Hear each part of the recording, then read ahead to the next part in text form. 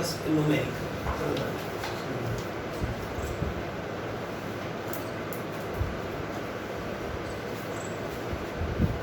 A ray of light, लिख लीजिए, a ray of light 6000 angstrom enter in glass of refractive index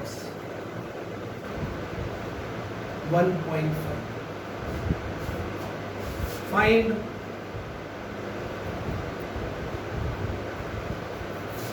इसमें ये भी लिख सकते हैं कि a part is reflected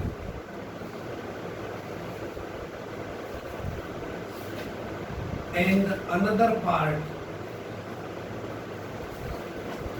is refracted.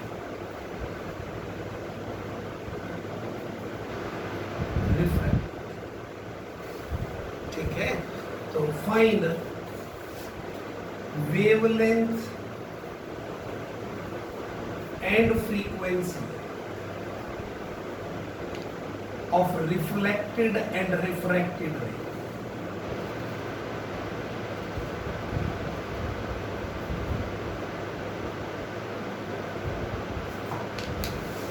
कि रिफ्लेक्टेड और रिफ्रैक्टेड रे की फ्रीक्वेंसी और वेवलेंथ।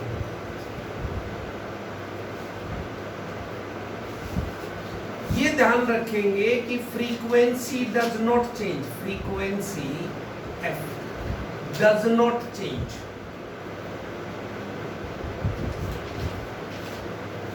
ऑन रिफ्रैक्शन, यानी कि change in medium.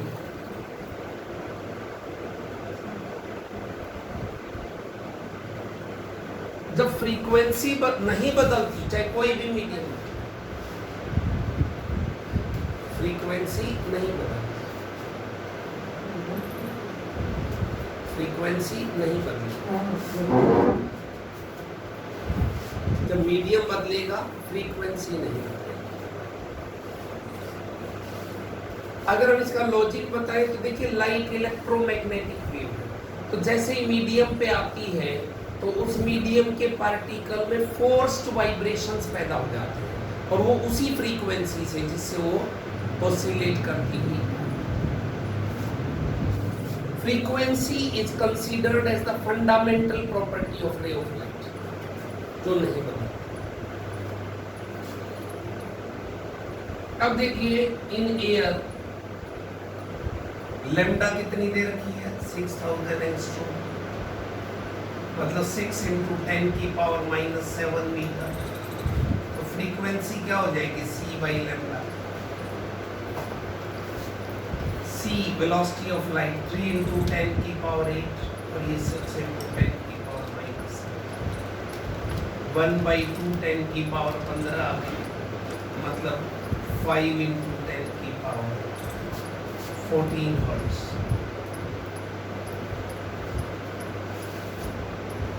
This is the frequency. इसके अंदर, एयर के अंदर वेवलेंथ इतनी है, फ्रीक्वेंसी इन ग्लास। प्रतीक बता सकते हो?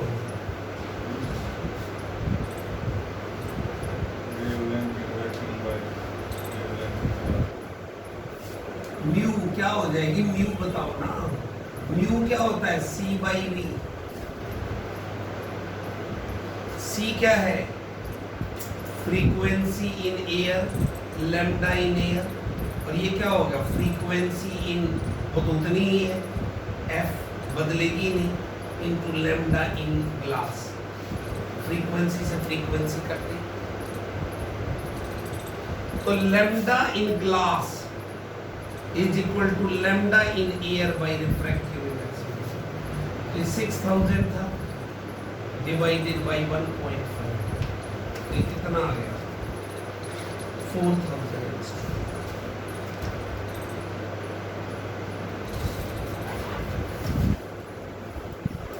4000 angstrom. This is the wavelength in glass. Frequency बतानी होती है 5 × 10⁻⁻. वेलोसिटी निकालनी हो तो यहां से v c बाई म्यू करके आते हैं।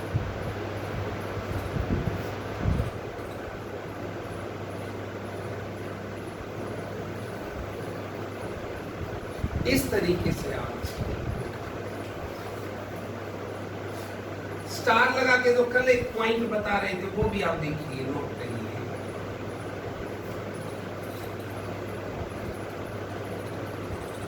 With obliqueness apparent depth changes। आप कहां से देख रहे हैं? अलग अलग। अगर आप ओब्लिकनेस बढ़ा रहे हैं तो एपेरेंट डेप्थ कम हो जाएगी।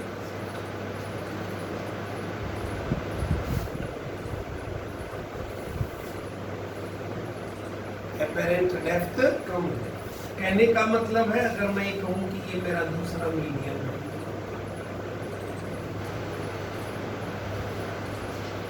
अगर हम यहां से देखते हैं, ये आ गया,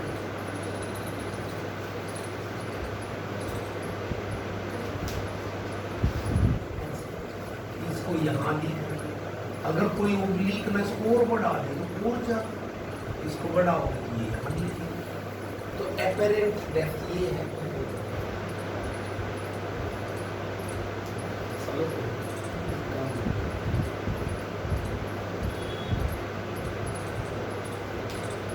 जितनी ज्यादा टेढ़ा देखेंगे उतनी ही ज्यादा, मतलब एपेरेंट डेप्थ क्या हो जाएगी, कम दिखेगी।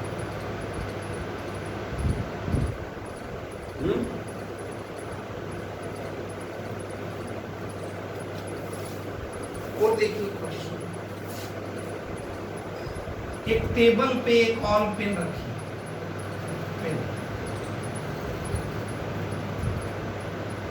it is observed from 50 centimeter above it.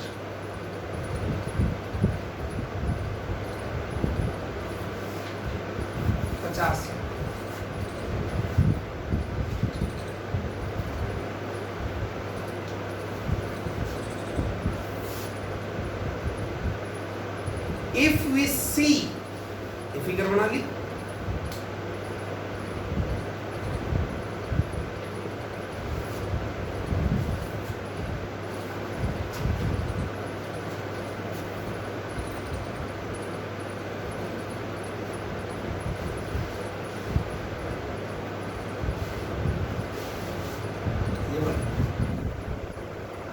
if we see the pin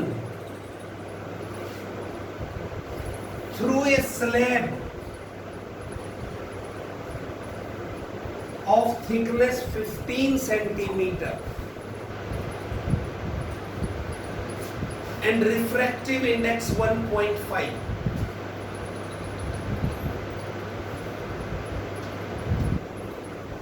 how much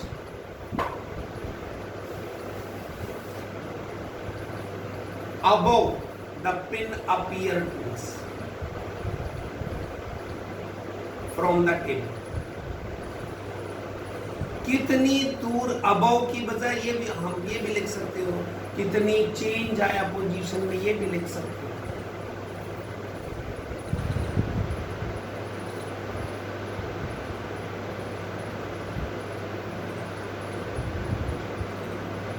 कितना चेंज आया,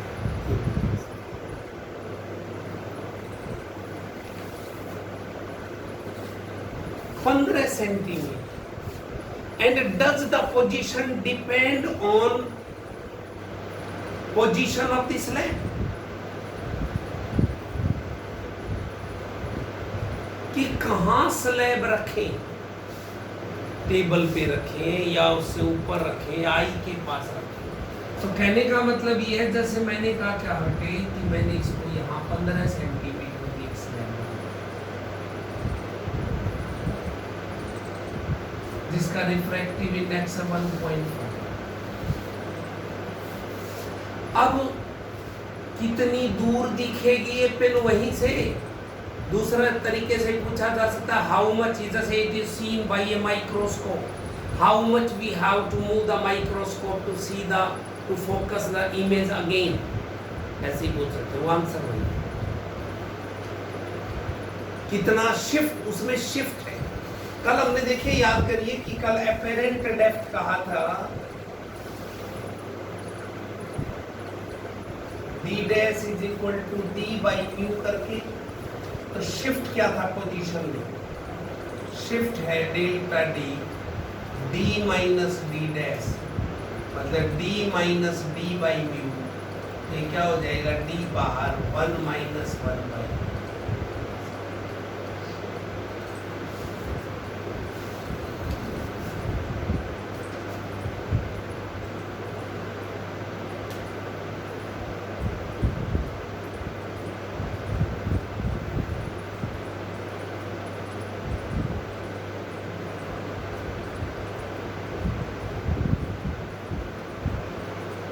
apparent shift।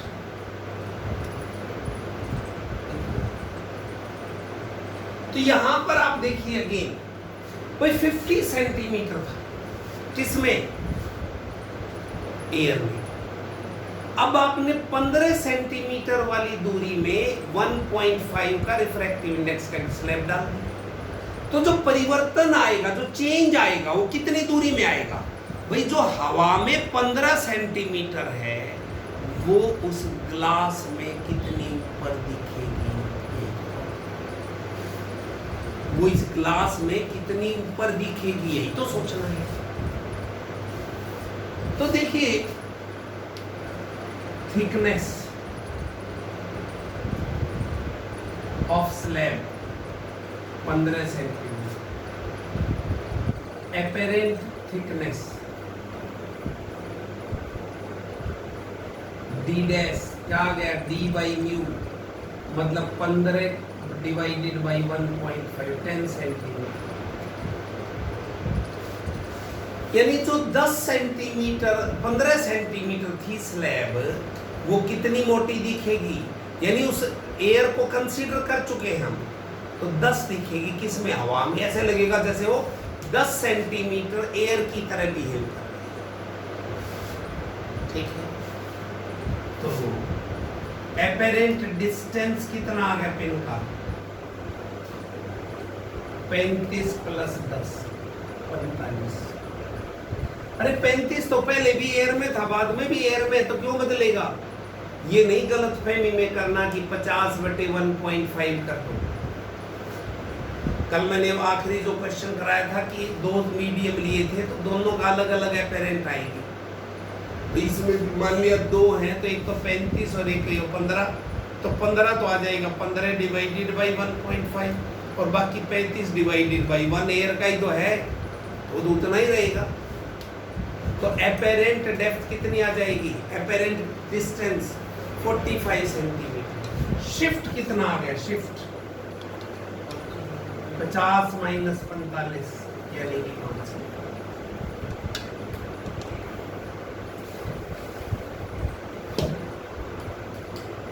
शिफ्ट आ गया 5 सेंटीमीटर।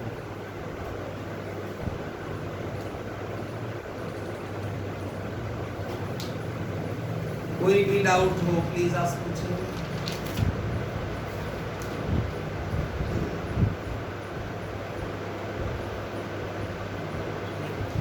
ठीक है, this is how we have. और देखिए,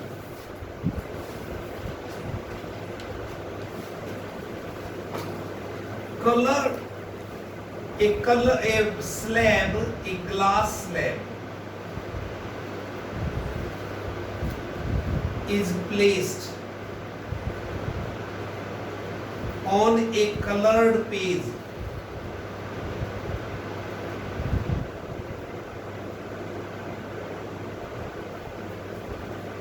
which color appear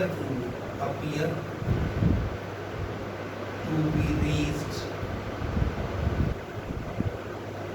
maximum and minimum? कौन कौन सा कलर तो मैक्सिमम पे और कौन सा कलर मिनिमम पे।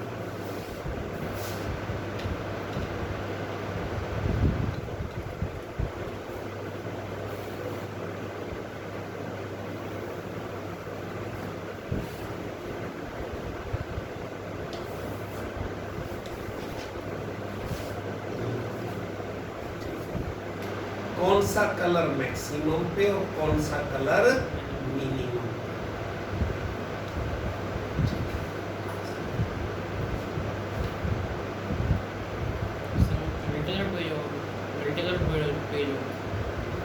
मल्टी कलर्ड होगा। हाँ कलर।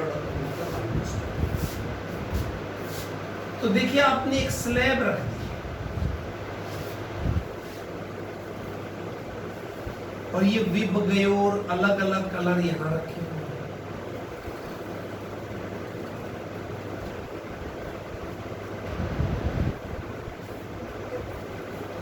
तो क्या सारे colour appear to be in the same plane? Answer है नो। हमें पता है ये सारे कलर्स की एक्चुअल थिकनेस क्या है, डी। एपेरेंट क्या होगी, D dash D by mu, पता है ना।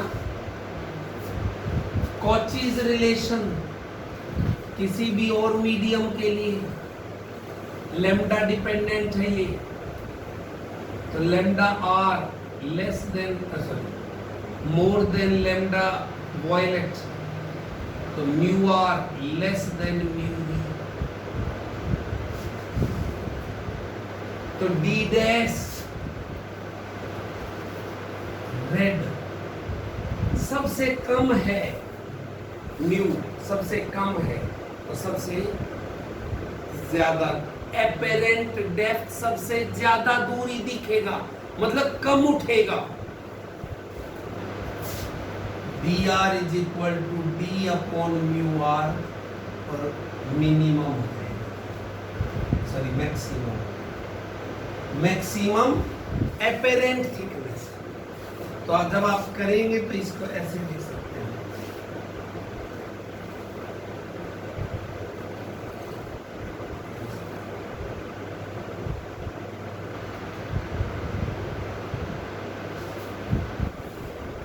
ये है डी आर डैश,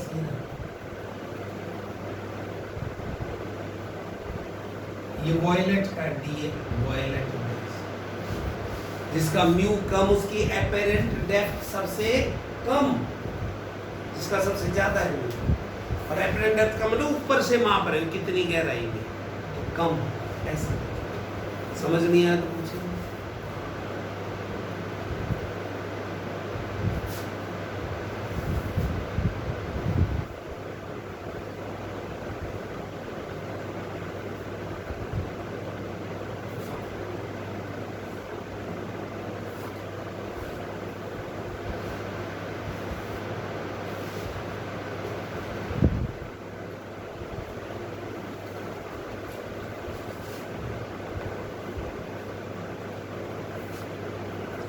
और एक न्यूमेरिकल है, मुझे एग्जैक्टली उसकी स्टेटमेंट याद नहीं है, अच्छा क्वेश्चन है।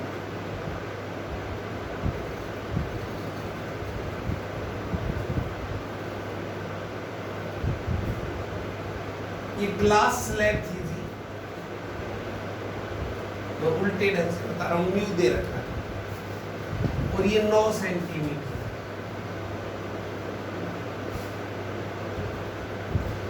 इस फेस से मैंने कहा 6 सेंटीमीटर, ये 6 सेंटीमीटर, एक ऑब्जेक्ट और रख दिया।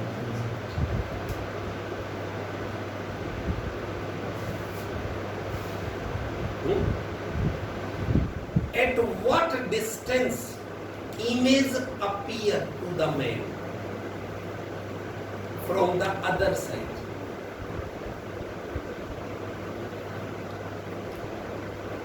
इस आदमी को इस ऑब्जेक्ट की इमेज जो मिरर बन गया ना नीचे, और मिरर में आपने पता है लोअर क्लास में जितनी दूर ऑब्जेक्ट रखा होता उतनी दूर इमेज,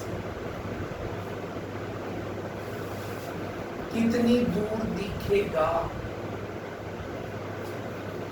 6 सेंटीमीटर। चाहिए सर, हाँ? सेंटीमीटर इतना चाहिए, क्यों? जितना रिफ्रैक्ट अंदर आना टाइम होगा उतना बाहर जाना टाइम भी तो होगा। पहले तो आप इस मिरर को एक ऑब्जेक्ट मान लो। तो ये मिरर कहाँ दिखेगा? इसे खुद ये मिरर उठा हुआ दिखेगा।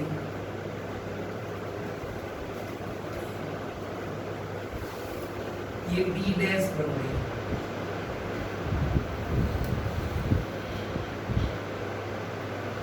तो डी डैश हो गया भाई डी बाई म्यू। इसका मतलब 9 डिवाइडेड बाई 6 सेंटीमीटर।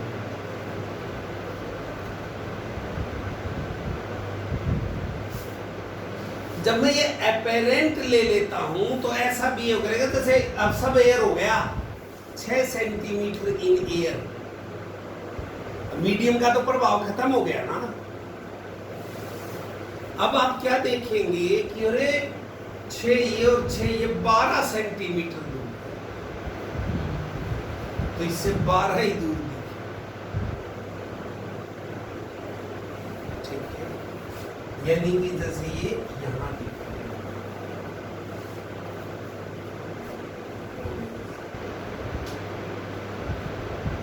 12 से।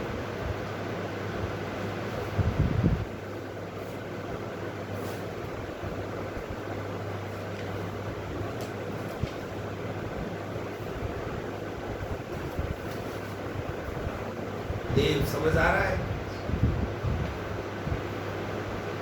इस तरह से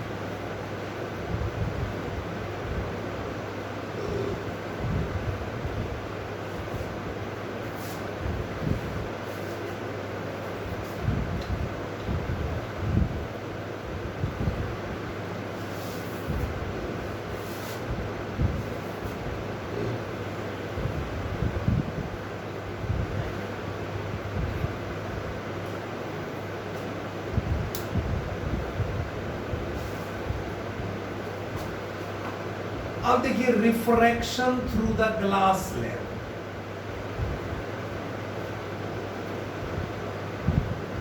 मैथमेटिकल स्टेप तो लिख लेंगे through the glass slab.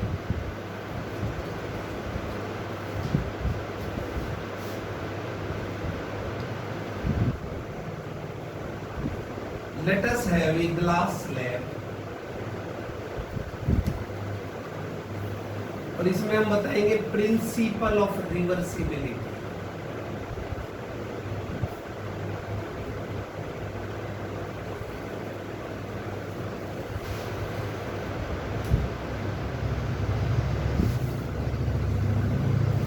Principle of reversibility कहता है इफ द पाथ ऑफ ए रे of light is reversed after any number of reflections and refractions, then the ray of light will travel along the same path in opposite direction. मतलब कितनी बार मुड़ तुड़ के ये नोट्सों में मिल जाएगा, कोई ज्यादा बीच में होता लिखूंगा if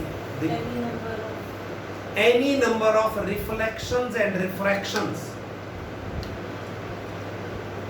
if path of a ray of light is reversed after any number of reflection and refractions, then the ray will travel along the same path in opposite direction. In opposite direction. A principle of reversibility. वो यहाँ आप समझ सकते। देखिए ये रे of light कोई A B, ये कोई रे ऑफ लाइट ए एल है, तो एंगल ऑफ इंसिडेंस क्या हो गया? नॉर्मल डाला है I1, it bend towards the normal along LM and again at the M। ये क्या करेगी? ये μ2 है इसका रिफ्रैक्टिव इंडेक्स और बाहर का μ1।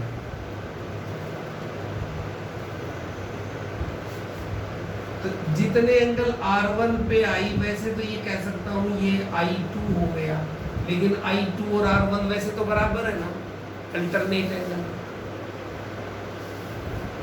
Then it will move along this, bend away from normal. और ये हो गया। एक बात हमें ये प्रूव करनी है कि ये इंसिडेंट रे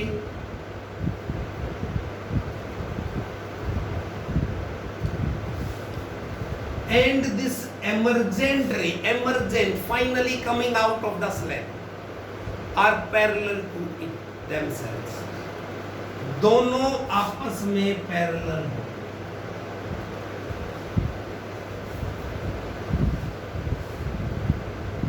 दोनों आपस में पैरेलल हो। वो कब हो सकता है?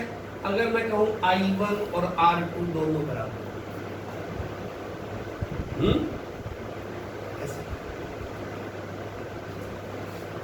अब थोड़ी कंस्ट्रक्शन देखिए, मैं इन दोनों के ऊपर यहां से परपेंडिकुलर डाल रहा हूं mm डैश। ये क्या हो गया? Lateral displacement. रेज तो पैरेलल है लेकिन साइड में शिफ्ट हो गई है, साइड में डिस्प्लेस हो गई है। ठीक है, साइड में डिस्प्लेस हो, और ये एंगल आ गया जी deviation, delta.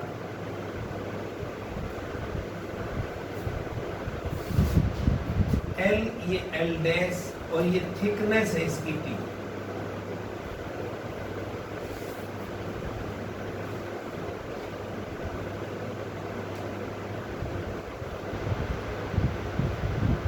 T is the thickness. अब देखिए स्नेल्स लॉ लगाइए। अब क्या किया मैंने, जो प्रिंसिपल ऑफ रिवर्सिबिलिटी कह रहा हूं, मैंने कहा जी इसका रास्ता बदल दिया उल्टा बिल्कुल। वो कैसे बदल सकता है? जब मैं एक नॉर्मल पे टकराऊं, मिरर से सीधी टकराए I0 पे, क्योंकि I नॉर्मल के साथ ही बनता है, तो नॉर्मली ही टकराए तो क्या करेगी? रे ऑफ लाइट वापस लौट जाएगी। तो इसमें जो प्रिंसिपल बताया था, ये टकराएगी वापस लौट जाएगी इसी रास्ते से। कितने देखो रिफ्लेक्शन रिफ्रैक्शन हो चुके हैं ना। तो अगर आपने फाइनल पाथ इसका उल्टा कर दिया तो उसी रास्ते से वो वापस, यही तो था प्रिंसिपल ऑफ रिवर्सिबिलिटी। अब आप स्नेल्स लॉ लगाइए। तमन्ना बताओ स्नेल्स लॉ एट एल।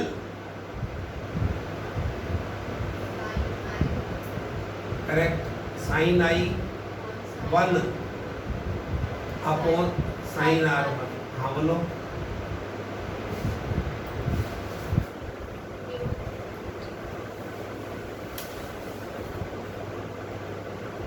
ये तो समझते हैं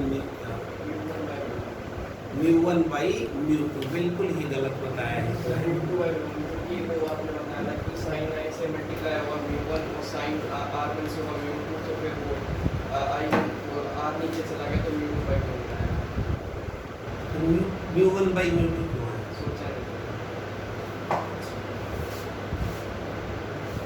फाइनल मीडियम, अरे जिसमें R बनता है, इनिशियल फाइनल, अगर इस ढंग से भी कहना है तो फाइनल मीडियम का refractive index with respect to initial. तो जो μ1 से μ2 है रिफ्रैक्शन, तो फाइनल μ2 विद रेस्पेक्ट टू μ1, यानी मैं ये कह सकता हूं μ2 विद रेस्पेक्ट। समझ नहीं आया equation? At L, at M, Tamanna फिर बताओ।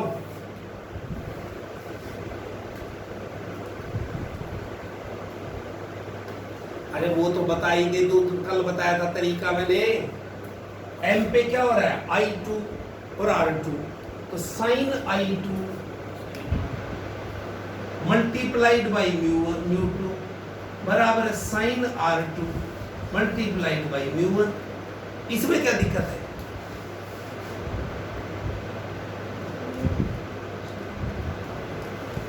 Sign I2 upon sine R2 एक से बढ़ जाएगा बस।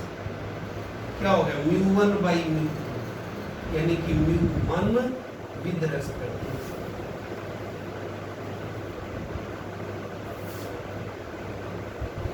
अब फॉर रिवर्स रे,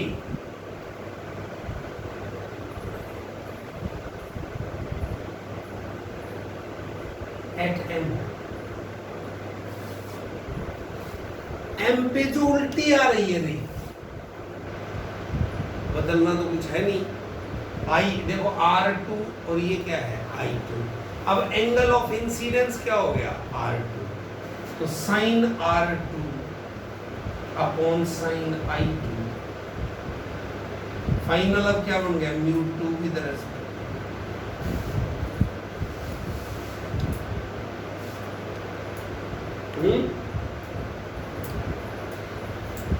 म्यू 1 से म्यू 2 जा रही है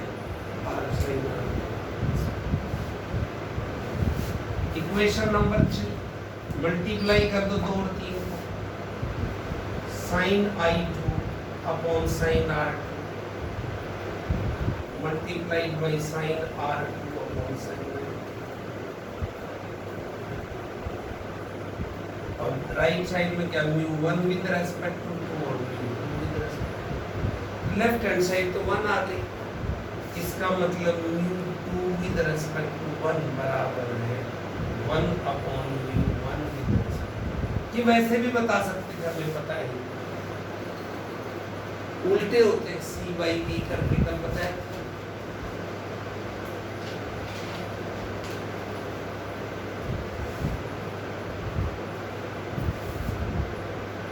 ठीक है।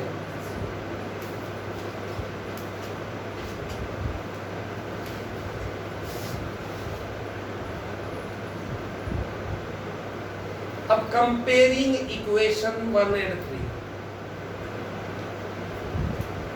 इक्वेशन 1 और 3 को compare, right hand side same है, लेफ्ट हैंड साइड भी सेम है। Sine I1 by sine R1 sine R2 by sine I2। अब हमें पता है कि I2 is equal to R1, तो क्या हो जाएगा, ये तो कट जाएंगे, क्या बच गया साइन I1 बराबर है साइन R2, मतलब I1 बराबर है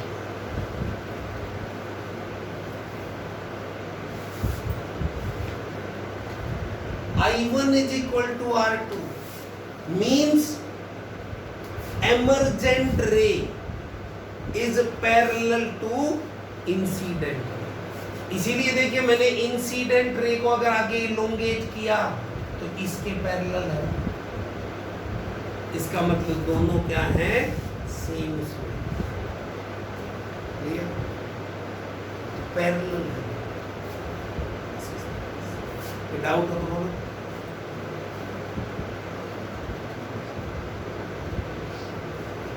अब इसमें निकालना क्या है लेटरल, अब ये तो कहा कि पैरेलल तो हैं but laterally displaced, sideways inversion, sideways shift हो, ठीक है। अब लेटरल डिस्प्लेसमेंट,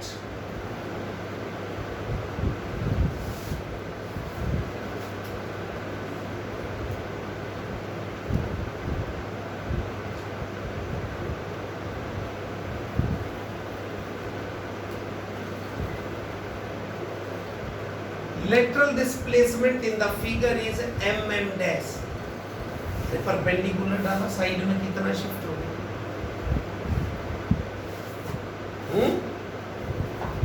तो आप क्या देख सकते हैं in triangle L M M dash sine delta is equal to M M dash upon L M, means m m dash is equal to lm sin delta. अब डेल्टा क्या है I1 माइनस R1, कल किया था एक numerical कि भाई vertically इसी को आगे बढ़ाया तो ये टोटल एंगल और ये एंगल तो बराबर है ना, वर्टिकली अपोजिट, यानी I1 बराबर R1 प्लस डेल्टा, तो डेल्टा क्या हो गया I1 माइनस R1। तो mm dash lm sin I1 minus लेकिन LM कोई फिक्स चीज थोड़ी है, LM तो कुछ भी हो सकती है। फिक्स क्या है? थिकनेस। तो थिकनेस की टर्म्स में मैं तो इसमें क्या करेंगे? L_M ट्राइंगल L_M, इसमें एंगल R1 है, तो cos R1 लिखो तो क्या हो जाएगा? Base upon hypotenuse. मतलब cos R1 is equal to L upon LM, यानी कि T थिकनेस अपॉन LM। तो LM यहां से कितना आ गया भाई? Small t by cos R1, और MM डैश यहाँ पुट कर दिया। Apparent lateral displacement t by cos R1 sin I1 minus, this is the lateral displacement.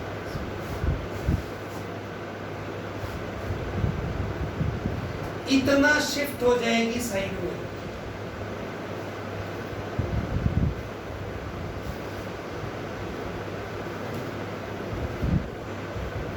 Refraction through compound slab. Compound means which has more than one medium. Let us have a compound slab made of media mu2 and mu3. This is mu2, this is mu3, and this medium is mu. और हमने मान लिया कि mu3 is more than mu2 more than mu1। ये भी क्या हो गया? mu1। अगर आप इसमें ये कहे कि एक रे ऑफ लाइट आपने इंसिडेंट की, इसके L एक रे ऑफ लाइट कितने एंगल पे डाली? नॉर्मल डालिए, I1 आया, it bend towards the normal, this is R1। अब मैं बदलूंगा नहीं, अब मैं जो पिछला रिजल्ट है उसको यूज करूंगा साथ से। ये क्या हो गया? R1 he alternate, further it bend towards the normal। ये यहां से जाती तो ऐसे जाना था। ये क्या हो गया? R2। अब आई इसको, ये भी क्या हो गया? R2। Now it bends away from, और ये आ गया I1। Incident and emergent rays are parallel to each other. कब होगा ये? जब प्लेन फेसिस हो, यानी स्लैब पे होगा। जब ये रिफ्रैक्टिंग फेसिस हो, ये प्लेन सरफेसेस हो, ठीक है? इस तरह से L ये रे है LM, ये MN,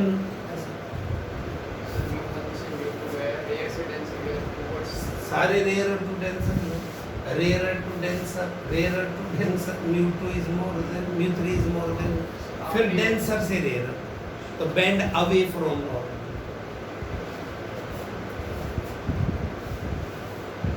तुमने कहा स्नेल्स लॉ गई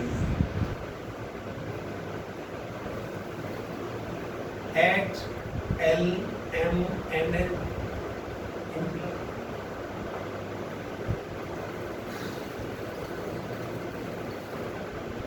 किन्होंने बता sin I1 अपॉन is equal to mu2 upon mu1, करेक्ट? mu2 with respect final medium का mu2 mu1 से mu2 जा रही है, तो फाइनल का विद रेस्पेक्ट टू इनिशियल। हाँ भाई तमन्ना, अगला बता M पे।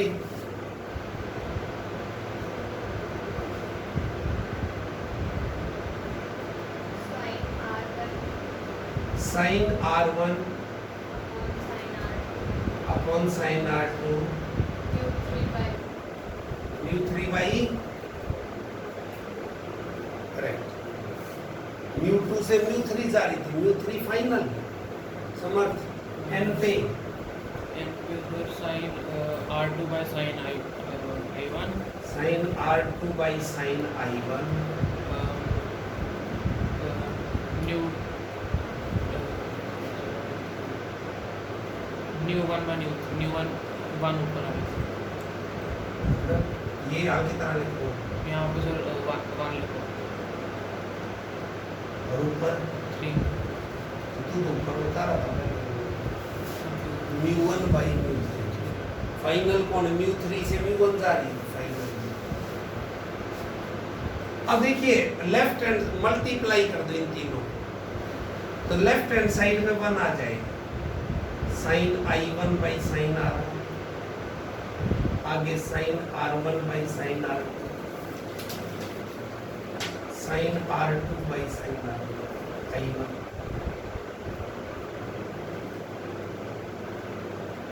और इधर कौन हो गया μ2 with respect to μ3 with respect μ1 ये ऐसे होगा जैसे क्लोज्ड ट्रायंगल होगी वेक्टर सम नहीं करते टेल है टेल है टेल पहले की टेल ऊपर से शुरू हुआ था आखिरी उसी के हेड पे आ गई फिर टेल हेड टेल अगर आप इसको कहें कि जी μ21 multiplied by μ32 is equal to 1 by μ13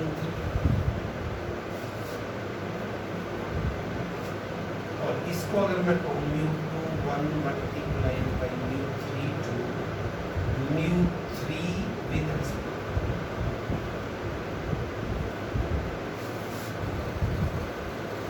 इसमें था कि 1 अपॉन μ1 विद रिस्पेक्ट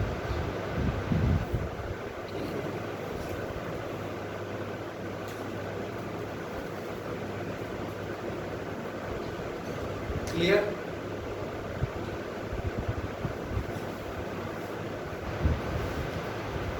ये ऐसे ही तो हो गया हेड ये देखो टेल हेड इसके हेड के ऊपर अगले की टेल तो से शुरू हुआ फिर हेड तो फाइनल का हेड और इनिशियल की आप इस तरह से ठीक है ये है